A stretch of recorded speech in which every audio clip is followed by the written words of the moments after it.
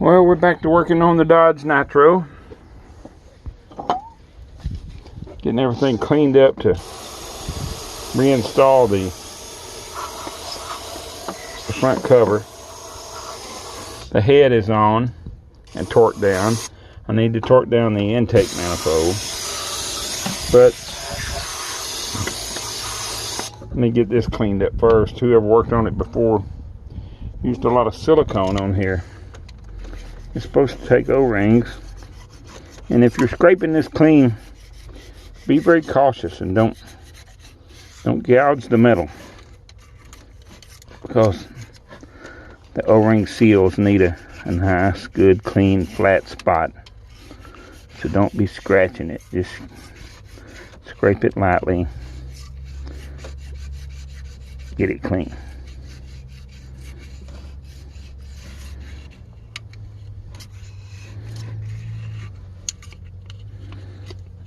Although I do believe I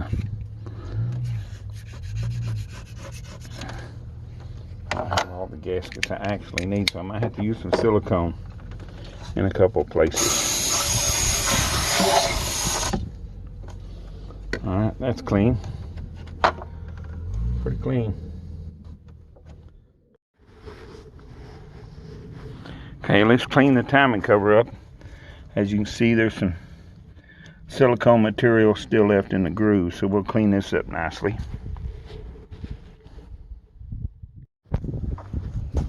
Clean these grooves out with a tool that will get in there.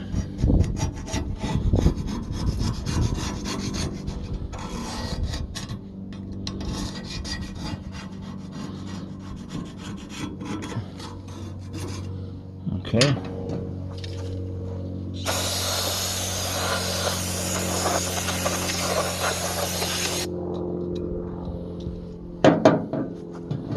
What's in here?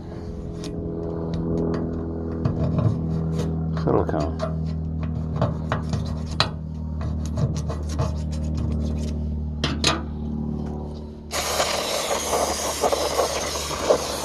Overuse of silicone, for darn sure.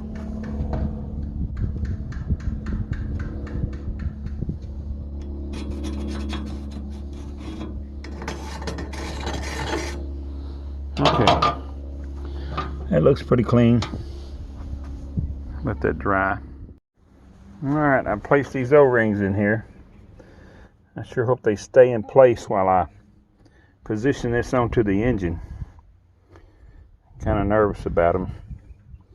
Tempted to put a little bit of something on there to secure them, but I'm gonna work it on there without it. Let's see how this goes. Well, I got it eased up on there. Let's put some bolts in it to secure it. It takes 3 over here, 3 over here. These go on the cover. A couple are down here. Let's get them 3 bolts. 6 bolts. Okay, we have these bolts tightened down. This one. I'm trying to see if there's anything else that may be required. Before we put the pulleys on. Maybe this bolt. That's way too long for that hole.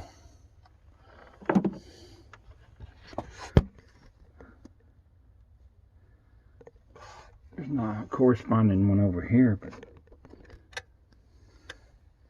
that doesn't mean much.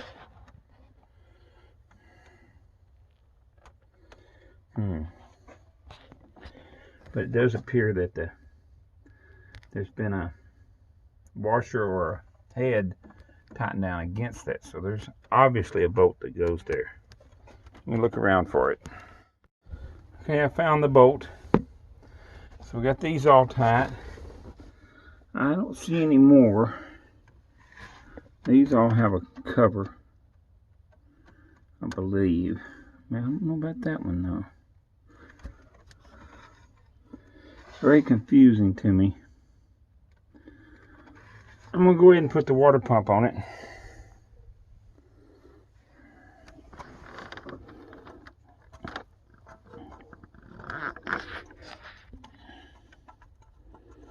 I wish I'd have cleaned that off before I put it back on there. It's easier to get to.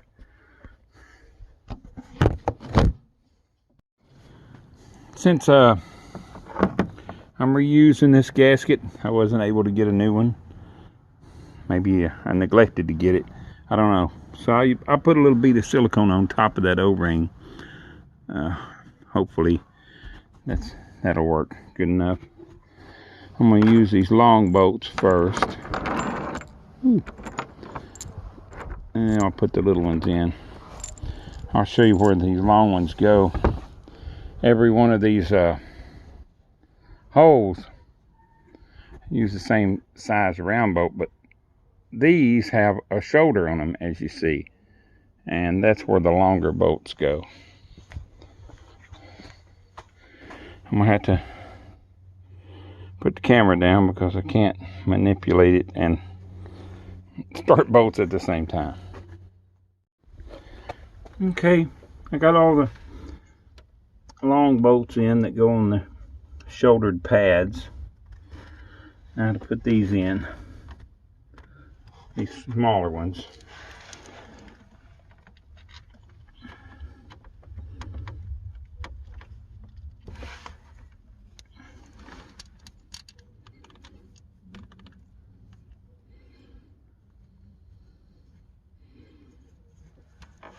Alright, gotta put the camera down. Can't do it.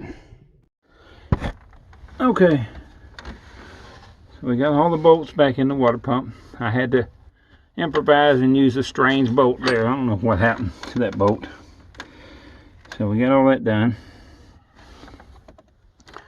Now we can work on our timing belt. There's two different sprockets. It's easy to tell what goes where because the one on the driver's side, the left side, has a sensor. So that one's easy enough.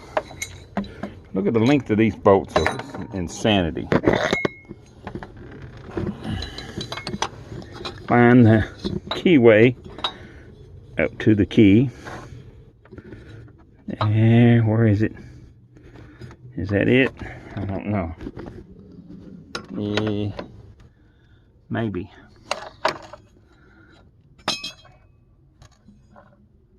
No. That's tricky. The key doesn't go all the way down the sprocket, so be sure to get it in the right spot. Come on, get in there. That's not it. It's close.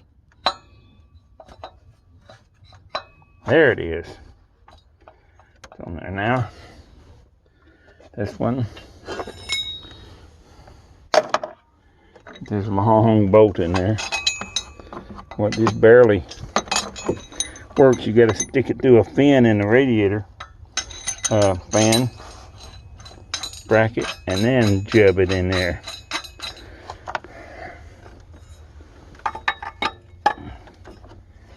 Let's get this one on.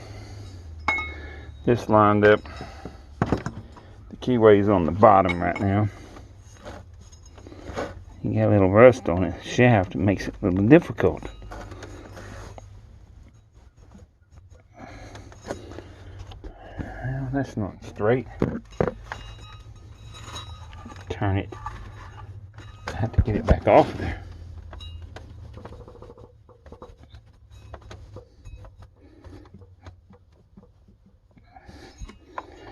Damn it. It's stuck like Chuck.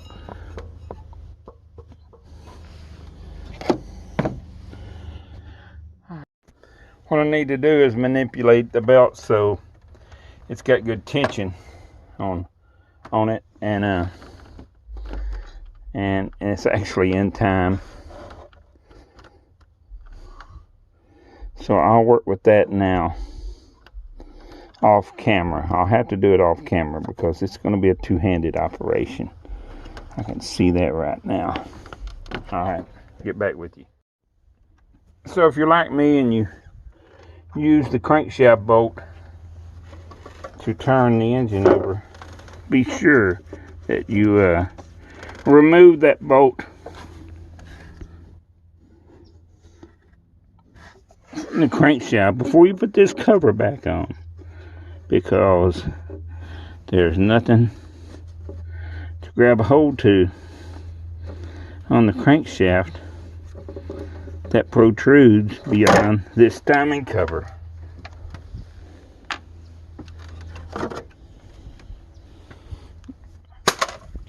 I take the cover off, and honestly, there's nothing in here either. I don't know what's holding that crank pulley. I mean, yeah, that crank pulley on there, except for friction. Nothing's holding the crank pulley on there. No keyway, no nothing. Obviously, it has no timing marks. It's just a pulley. Okay, I took the cover back off. Had to get this bolt out of that crankshaft. Got it out. And now I can continue with my operations here. I guess next is to install that crank pulley, because it's going to be kind of difficult with this bracketry on there. So yeah, that's going to be the next operation. Install the crank pulley. Well, I had to make me a tool to push that balancer on the crankshaft. I took an old head bolt. I believe it a head bolt for a Jeep Liberty with diesel. I believe that's what the head bolt is. Not 100% sure. And cut it off. Found a nut to fit the head bolt, and use this nut to go up against the the shoulder of the balancer, and threaded this shaft in there, this bolt, and tightened down on this nut right here, and it pushed the balancer onto the crankshaft, because there's no getting in here with anything else. So this is going to be it for the day, because I can't find the bolts for the power steering pump. I have to go make a parts run. So that's going to be it for today.